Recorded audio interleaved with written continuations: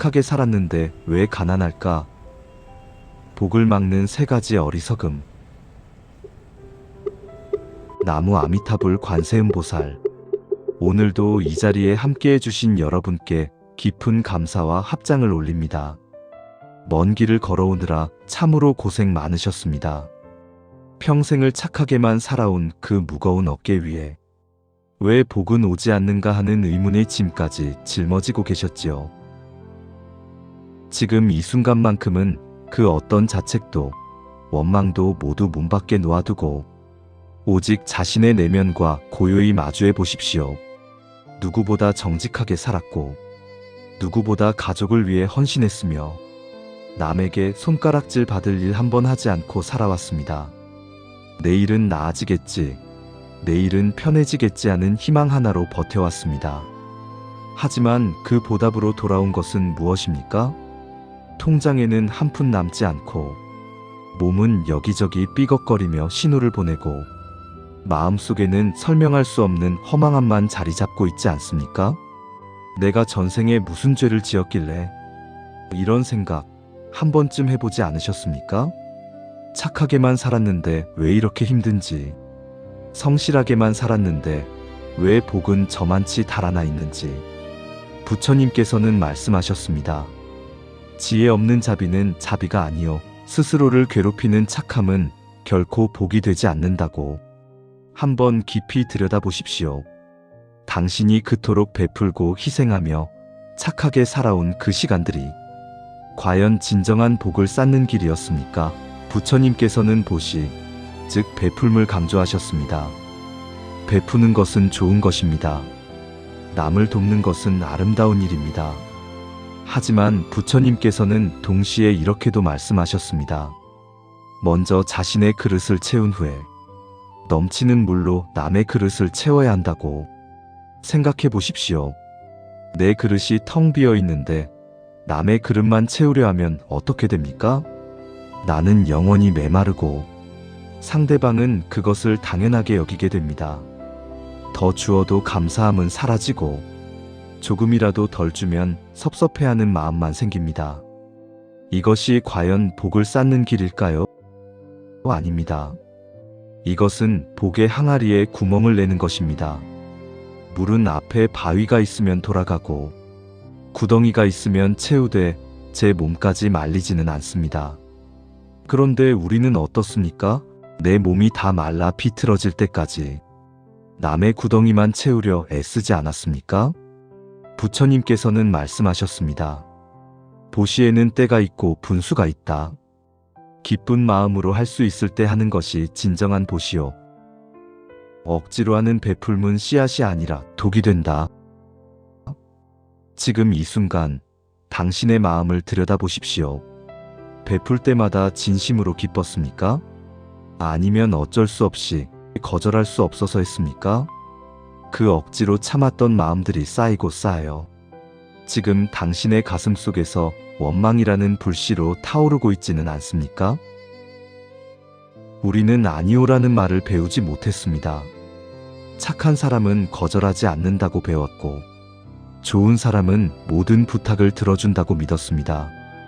그래서 싫어도 예하고 답했고 힘들어도 웃으며 감당했고 무너질 것 같아도 끝까지 버텼습니다. 하지만 그 결과는 무엇입니까? 마음속에 쌓인 원망과 몸속에 쌓인 병과 통장에 남지 않은 돈뿐이지 않습니까?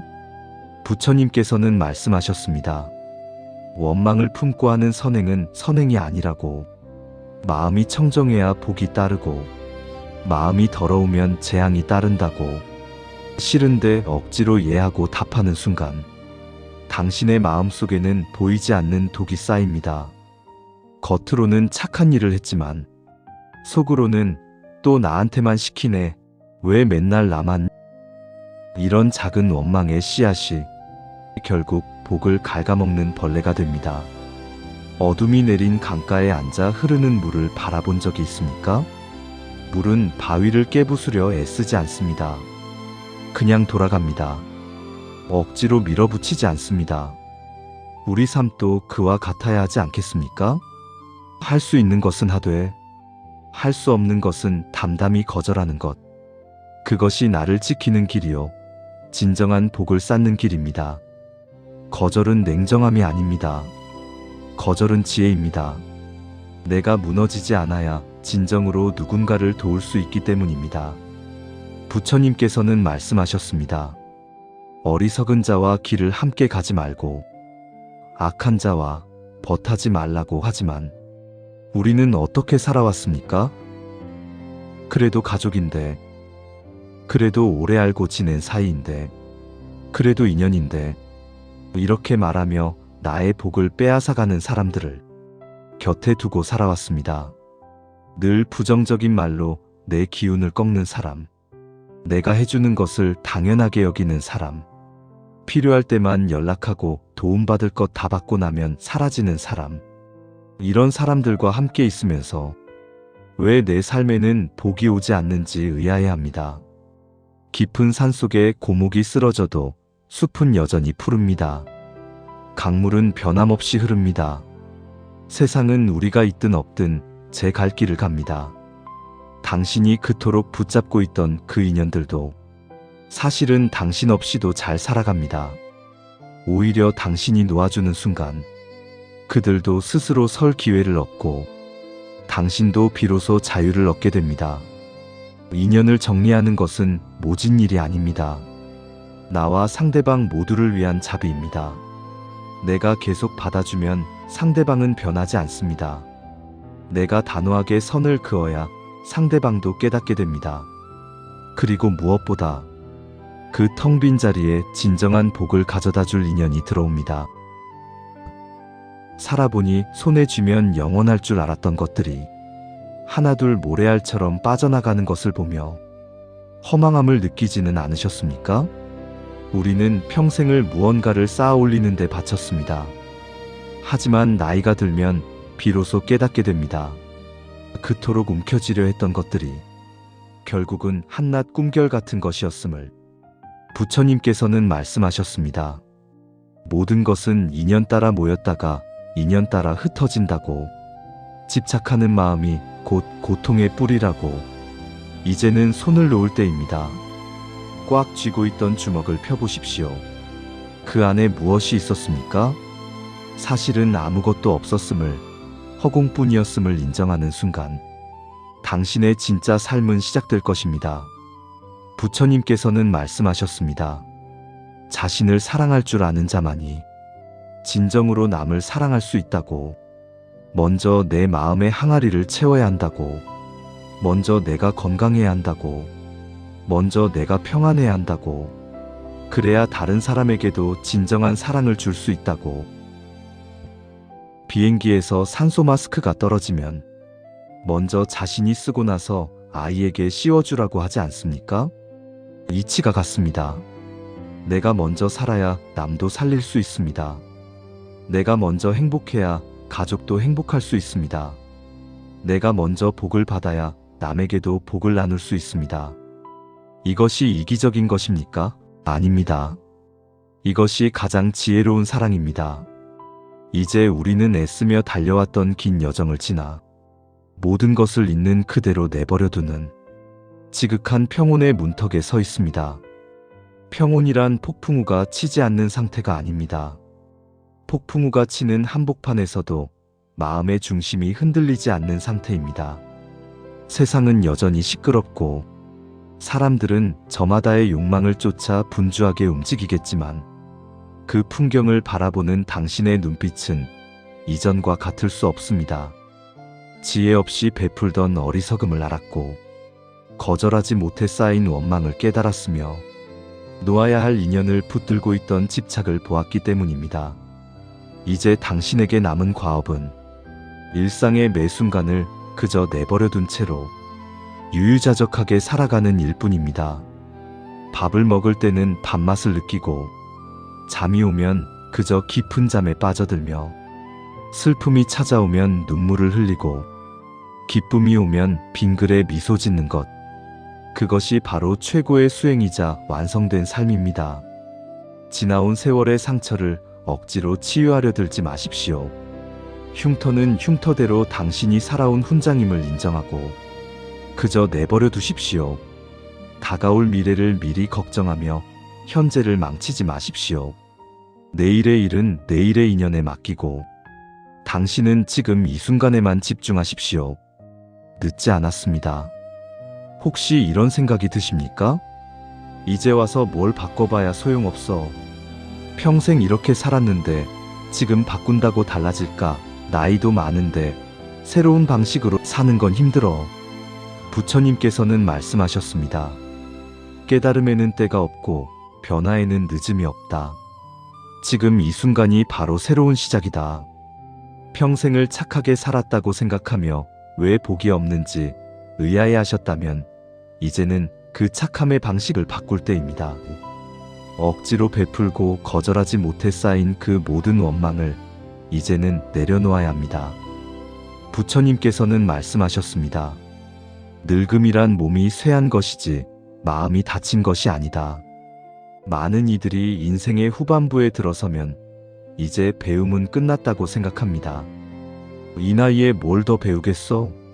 새로운 걸 받아들일 힘도 없어. 이런 말을 스스로에게 반복하지요. 그러나 그것은 몸의 늙음이지 마음의 늙음은 아닙니다. 부처님은 늘 말씀하셨습니다. 마음이 깨어있는 자는 나이를 초월한다.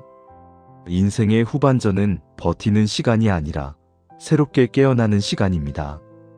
세월이 우리를 무겁게 하지만 그 무게를 가볍게 하는 길은 오직 배움에 있습니다. 배운다는 것은 단지 공부를 의미하지 않습니다. 지혜 없이 베풀던 옛 방식을 내려놓고 거절할 줄 아는 용기를 배우며 복을 빼앗아가는 인연을 정리하는 법을 익히는 것. 그것이 참된 배움입니다. 부처님께서는 말씀하셨습니다. 마음이 막히면 길이 끊기고 마음이 열리면 길이 이어진다. 쉬려면 배워라. 배우지 않는 자는 괴로움 속에 쉰다. 이 말은 우리에게 큰 깨달음을 줍니다. 배움은 삶을 복잡하게 만드는 것이 아니라 삶을 단순하고 평화롭게 만듭니다. 거절하지 못해 쌓인 스트레스, 지혜 없이 베풀어 생긴 원망, 놓지 못한 인연 때문에 생긴 괴로움. 이 모든 것이 배우지 않아서 생긴 고통입니다. 이제 배우십시오. 나를 지키는 법을, 내 마음을 먼저 채우는 법을, 복을 빼앗아가는 인연을 담담히 정리하는 법을. 그 배움이 당신을 진정으로 편안하게 만들 것입니다. 그렇다면 구체적으로 무엇을 배워야 할까요? 첫 번째로 배워야 할 것은 거절입니다. 아니오라고 말하는 법. 미안하지만 어렵겠습니다 라고 말하는 법. 이번에는 도와드릴 수 없습니다 라고 말하는 법입니다. 평생 예만 해온 사람에게 이것은 매우 어려운 일입니다. 먼저 거울 앞에 서십시오. 거울 속에 당신을 보며 연습하십시오. 미안하지만 어렵겠어요. 죄송하지만 이번에는 할 수 없어요. 제 형편이 안 돼서요. 처음에는 어색할 것입니다. 목소리가 떨릴 것입니다. 죄책감이 밀려올 것입니다. 괜찮습니다. 그것이 정상입니다. 수십 년 동안 몸에 밴 습관을 바꾸는 것이니까요. 하지만 자꾸 말해보십시오. 그리고 중요한 것이 있습니다. 거절할 때는 변명하지 마십시오. 요즘 형편이 안 좋아서. 다음에는 꼭 도와줄게. 이런 말을 덧붙이면 상대방은 기회를 엿봅니다. 그럼 형편이 좋아지면 되겠네. 다음에 또 부탁하면 되겠네. 그냥 짧게 말하십시오. 죄송합니다. 어렵습니다. 이것으로 충분합니다. 더 이상의 설명은 필요 없습니다. 부처님께서는 말씀하셨습니다. 말이 많으면 틈이 생기고 틈이 생기면 고통이 들어온다고. 거절은 간결해야 합니다. 그래야 당신도 편하고 상대방도 더 이상 매달리지 않습니다. 오늘부터 작은 것부터 거절해 보십시오. 같이 밥 먹자는 말에 정말 가기 싫다면 오늘은 안 되겠다고 말하십시오. 이거 좀 해줘라는 부탁에 정말 하기 싫다면 지금은 어렵다고 말하십시오. 돈 좀 빌려줘라는 말에 주고 싶지 않다면 미안하지만 형편이 안 된다고 말하십시오. 처음 거절했을 때 상대방이 섭섭해할 수 있습니다. 하지만 그것은 잠시입니다. 진짜 좋은 사람은 당신의 거절을 존중합니다. 거절했다고 등을 돌리는 사람은 애초에 당신을 이용하려던 사람입니다. 그런 사람이 떠나는 것을 슬퍼하지 마십시오. 오히려 감사하십시오. 복을 빼앗아가던 사람이 스스로 떠나준 것이니까요. 두 번째로 배워야 할 것은 나를 먼저 챙기는 법입니다. 아침에 일어나면 무엇을 합니까? 가족 밥상부터 차리지 않습니까? 남편, 아이들 먼저 챙기지 않습니까? 오늘부터 바꾸십시오. 일어나면 가장 먼저 나를 위한 것을 하십시오. 창문을 열고 심호흡을 3번 하십시오. 따뜻한 물 한 잔을 천천히 마시십시오. 거울을 보고 오늘도 잘할 거야 라고 말하십시오. 단 5분입니다. 이 5분이 당신의 하루를 바꿉니다. 나를 먼저 챙긴다는 것은 시간만이 아닙니다. 돈도 마찬가지입니다. 공과금 내고 생활비 쓰고 남는 게 있으면 저축하지 않습니까? 나를 맨 마지막에 두지 마십시오. 나를 가장 먼저 두십시오. 그럼 생활비가 부족한데요? 지금까지 남은 돈으로 당신을 챙겼기 때문에 항상 부족했던 것입니다. 남을 먼저 챙기고 나면 당신에게 돌아오는 것이 없었던 것입니다. 순서를 바꾸십시오. 나를 먼저 챙기고 나면 신기하게도 나머지 돈으로도 충분히 생활할 수 있습니다. 왜 그럴까요? 나를 먼저 챙기면 마음이 달라지기 때문입니다. 나는 소중한 사람이다. 나는 가치 있는 존재다. 이런 생각이 들면 함부로 돈을 쓰지 않게 됩니다. 불필요한 곳에 베풀지 않게 되고 거절해야 할 것을 거절하게 되고 아껴야 할 것을 아끼게 됩니다. 부처님께서는 말씀하셨습니다. 자신을 귀하게 여기는 자는 모든 것을 귀하게 여기고 자신을 천하게 여기는 자는 모든 것을 함부로 한다고. 먼저 당신 자신을 귀하게 여기십시오. 그러면 당신의 시간도 돈도 에너지도 귀하게 여기게 됩니다. 오늘 당장 실천하십시오. 혼자 집에서 먹는 밥이라고 대충 때우지 말고 이쁜 그릇에 담아 귀하게 드십시오. 내가 나를 위하지 않으면 아무도 나를 위해 주지 않습니다. 이것이 나를 사랑하는 법입니다. 이것이 지혜입니다. 내가 먼저 채워져야 남에게도 줄 수 있습니다. 텅 빈 우물에서는 물을 기를 수 없으니까요. 세 번째로 배워야 할 것은 인연을 정리하는 법입니다.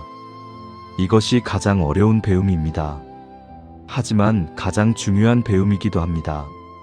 만나고 나면 기분이 나빠지는 사람, 늘 부정적인 이야기만 하는 사람, 당신이 잘 되는 것을 시샘하는 사람, 당신의 말을 무시하고 자기 말만 하는 사람, 필요할 때만 연락하는 사람, 이 사람들과는 거리를 두겠다고 결심하십시오. 그리고 연락을 줄이십시오. 그 사람이 연락해도 바로 받지 마십시오. 한참 뒤에 간단하게만 답하십시오. 만나자고 하면 핑계를 대십시오. 요즘 바빠서, 몸이 좀 안 좋아서. 몇 번 거절하면 상대방도 알아차립니다. 그리고 연락이 뜸해질 것입니다. 그때 섭섭해하지 마십시오. 오히려 다행이라고 생각하십시오. 진짜 좋은 인연은 거리를 둔다고 멀어지지 않습니다. 한동안 연락 없다가도 만나면 반갑습니다. 하지만 나쁜 인연은 다릅니다. 조금만 소홀해도 서운해하고 조금만 거절해도 등을 돌립니다. 그런 사람이 떠나는 것은 슬픈 일이 아닙니다. 복된 일입니다. 부처님께서는 말씀하셨습니다. 어리석은 자와 길을 가지 말라고, 악한 자와 벗하지 말라고. 그들과 함께 있으면 당신도 어리석어지고 악해진다고. 가족은 어떻게 하냐고요? 가족도 마찬가지입니다. 피를 나눴다고 무조건 가까이 지낼 필요는 없습니다. 당신을 무시하는 형제, 당신에게 돈만 요구하는 자식, 당신을 통제하려는 부모, 가족이라는 이유로 참을 필요 없습니다. 물론 완전히 연을 끊으라는 것은 아닙니다. 다만 거리를 두라는 것입니다. 매일 전화하던 것을 일주일에 한 번으로, 매주 만나던 것을 한 달에 한 번으로, 요구하는 것을 모두 들어주던 것을 절반만, 이렇게 조금씩 거리를 두십시오. 처음에는 서로 불편할 것입니다. 하지만 시간이 지나면 익숙해집니다. 그리고 그것이 오히려 서로에게 더 좋은 관계가 됩니다. 너무 가까우면 서로 상처를 주게 되고 적당한 거리는 서로를 존중하게 만듭니다. 인연을 정리하는 것은 냉정함이 아닙니다. 지혜입니다. 나를 지키고 상대방도 지키는 길입니다. 네 번째로 배워야 할 것은 돈을 대하는 법입니다. 많은 분들이 돈 이야기만 나오면 고개를 돌립니다. 돈 이야기는 속된 것, 수행하는 사람이 돈에 연연하면 안 돼, 등. 하지만 부처님께서는 돈을 부정하지 않으셨습니다. 다만 돈에 집착하지 말라 하셨을 뿐입니다. 돈은 필요합니다. 이 세상을 살아가는데 돈은 필요합니다. 밥을 먹으려면 돈이 필요하고, 집에 살려면 돈이 필요하고, 병원에 가려면 돈이 필요합니다. 돈이 없어서 고통받는 것은 수행도 아니고 청빈도 아닙니다. 그것은 그냥 가난입니다.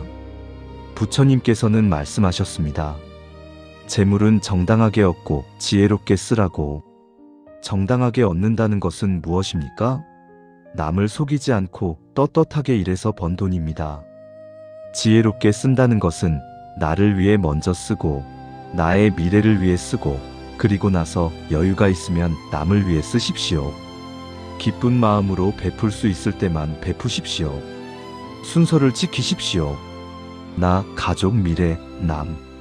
이 순서를 바꾸면 복이 새어나갑니다. 그리고 돈을 빌려줄 때는 특히 조심하십시오. 누군가 돈을 빌려달라고 합니까? 먼저 자신에게 물어보십시오. 이 돈을 돌려받지 못해도 괜찮은가? 괜찮다면 주십시오. 하지만 빌려주는 것이 아니라 주는 것입니다. 처음부터 돌려받을 생각을 하지 마십시오. 돌려받을 생각으로 빌려주면 돌려받지 못했을 때 원망이 생깁니다. 그 원망은 독이 되어 당신을 괴롭힙니다. 반대로 처음부터 그냥 주는 것이다 하고 주면 돌려받지 못해도 마음이 편합니다. 혹시 돌려주면 그것은 보너스입니다. 만약 돌려받지 못하면 곤란한 돈이라면 애초에 빌려주지 마십시오. 미안하지만 여유가 없어서. 이 한마디면 충분합니다. 상대방이 섭섭해할까요? 그렇다면 그 사람은 당신을 진짜 걱정하는 사람이 아닙니다. 당신의 돈만 필요했던 사람입니다. 부처님께서는 말씀하셨습니다. 재물로 사귀는 인연은 재물이 떨어지면 끊어지고 진짜 인연은 재물이 없어도 남아있는 것이며 재물은 물과 같아서 흐르면 맑고 고이면 썩는다. 돈을 지혜롭게 쓰십시오. 움켜쥐기만 하지 마십시오. 하지만 함부로 흘려보내지도 마십시오. 필요한 곳에 적절히 쓰는 것. 그것이 복을 부르는 길입니다. 가장 어려운 이야기를 해야 할 때가 왔습니다. 가족. 우리는 평생 가족을 위해 희생했습니다. 자식을 위해, 부모를 위해, 형제를 위해. 가족이니 어쩔 수 없지라는 말로 수많은 아픔을 참아왔습니다. 하지만 부처님께서는 말씀하셨습니다. 피가 섞였다고 해서 무조건 좋은 인연은 아니라고. 오히려 전생의 빚을 갚기 위해 만난 인연일 수도 있다고. 자식이 당신을 괴롭힙니까? 끝없이 돈을 요구하고 당신의 노후를 위협합니까? 그렇다면 선을 그어야 합니다. 이제까지 내가 해줄 수 있는 건 다 해줬다. 이제부터는 내 인생은 네가 책임져야 한다. 이렇게 말하는 것이 냉정합니까? 아닙니다. 이것이 진정한 사랑입니다. 계속 떠먹여주면 아이는 평생 숟가락을 들지 못합니다. 때가 되면 놓아주어야 스스로 서는 법을 배웁니다. 형제가 당신을 이용합니까? 필요할 때만 연락하고 도움받을 것 다 받고는 사라집니까? 그렇다면 거리를 두십시오. 우리는 형제이지만 나에게도 내 삶이 있고 내 가족이 있다. 부모가 당신을 힘들게 합니까? 노년에도 여전히 당신을 통제하려 합니까? 당신의 선택을 존중하지 않고 간섭합니까? 효도는 중요합니다. 하지만 효도가 당신의 삶을 망가뜨려서는 안 됩니다. 할 수 있는 만큼만 하십시오. 경제적으로 도와줄 수 있으면 돕되 당신의 노후 자금까지 바칠 필요는 없습니다. 부처님께서는 말씀하셨습니다. 진정한 효도는 부모를 기쁘게 하는 것이 아니라 부모도 나도 모두 평안한 길을 찾는 것이라고. 가족이라는 이름으로 평생을 희생만 하지 마십시오. 가족도 결국은 인연입니다. 좋은 인연으로 만난 가족도 있고 빚을 갚기 위해 만난 가족도 있습니다. 빚을 다 갚았으면 이제는 놓아도 됩니다. 흰머리가 늘어나고 주름이 깊어지고 몸이 예전 같지 않다고 슬퍼합니까? 부처님께서는 말씀하셨습니다. 늙음은 불행이 아니라 성숙이며 젊음이 봄이라면 노년은 가을이라고. 봄이 더 좋습니까? 가을이 더 좋습니까? 더 좋음보다는 각자의 아름다움이 있을 뿐입니다. 봄의 아름다움은 싱그러움이지만 가을의 아름다움은 깊이입니다. 젊을 때는 많은 것을 원했습니다. 더 많은 것을 가지고 싶었고, 더 높은 곳에 오르고 싶었고, 더 많은 사람에게 인정받고 싶었습니다. 하지만 이제는 압니다. 정작 중요한 것은 많지 않다는 것을. 따뜻한 밥 한 끼, 편안한 잠자리, 마음 통하는 사람 한 명, 아픈 곳 없이 건강한 몸. 이것만 있으면 충분하다는 것을 이제는 압니다. 그것이 바로 나이 들매 지혜입니다. 젊은이들은 복잡합니다. 이것도 하고 싶고 저것도 하고 싶습니다. 이것도 가지고 싶고 저것도 가지고 싶습니다. 하지만 당신은 이제 압니다. 단순함의 아름다움을. 적게 가질수록 더 자유롭다는 것을. 젊은이들은 미래를 걱정합니다. 10년 후, 20년 후를 걱정하며 지금을 망칩니다. 하지만 당신은 이제 압니다. 내일은 아무도 모른다는 것을. 그러니 오늘을 살아야 한다는 것을. 젊은이들은 남의 시선을 의식합니다. 남들이 뭐라고 할까 걱정하여 하고 싶은 것을 못합니다. 하지만 당신은 이제 압니다. 남들의 평가가 얼마나 무의미한지를. 내 인생은 내가 사는 것이지 남을 위해 사는 것이 아니라는 것을.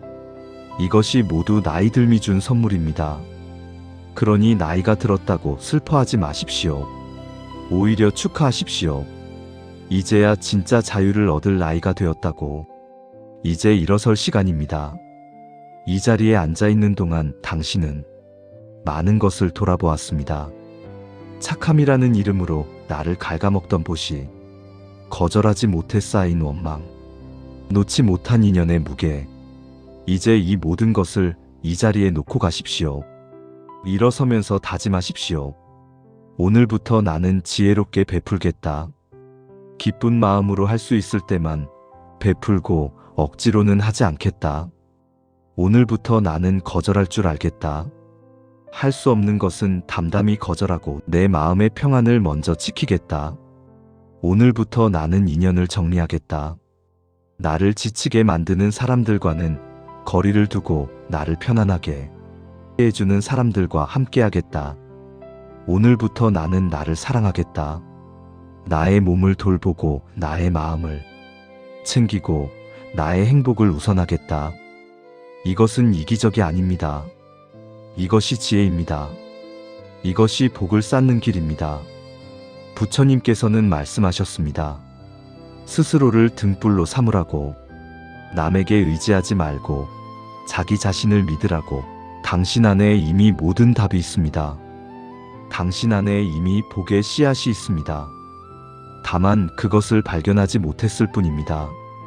남을 위해 쓰느라 나를 돌아볼 시간이 없었을 뿐입니다. 이제 돌아보십시오. 당신 안에 그 빛나는 씨앗을. 그리고 그것을 키우십시오. 매일 조금씩 작은 변화가 모여 큰 변화를 만들어냅니다. 나무 아미타불 관세음보살. 무거운 짐은 여기 놓고 가십시오. 더 이상 혼자 짊어질 필요 없습니다. 이제 가벼운 발걸음으로 걸어가십시오. 어제까지는 보이지 않던 그 아름다움이 오늘은 보일 것입니다. 하늘을 보십시오. 같은 하늘이지만 오늘은 더 넓어 보일 것입니다. 그리고 거울 속에 당신에게 말하십시오. 오늘부터 나는 나를 사랑할 거야. 오늘부터 나는 나를 먼저 챙길 거야. 오늘부터 나는 지혜롭게 살 거야. 그리고 매일 아침 일어나면 오늘 하루 나를 위해 무엇을 할 것인지 생각하십시오. 작은 것부터 시작하십시오. 오늘 점심은 내가 좋아하는 것을 먹는다. 오늘 저녁은 30분 일찍 눕는다. 오늘은 하기 싫은 일을 하나 거절한다. 이렇게 하루하루 쌓이면 당신의 삶은 완전히 달라질 것입니다. 착하게 살았는데 왜 가난한지 더 이상 묻지 않을 것입니다. 왜냐하면 당신은 이미 부자가 되어 있을 테니까요. 돈이 많아서가 아닙니다. 마음이 평안해서입니다. 명예가 높아서가 아닙니다. 자신을 사랑할 줄 알아서입니다. 많이 가져서가 아닙니다. 적게 가지고도 만족할 줄 알아서입니다. 그것이 진정한 복입니다. 그것이 진정한 부자입니다. 부처님께서는 말씀하셨습니다. 마음이 가난하면 만냥이 있어도 가난하고 마음이 부유하면 빈손이어도 부유하다고. 당신의 마음을 부유하게 하십시오.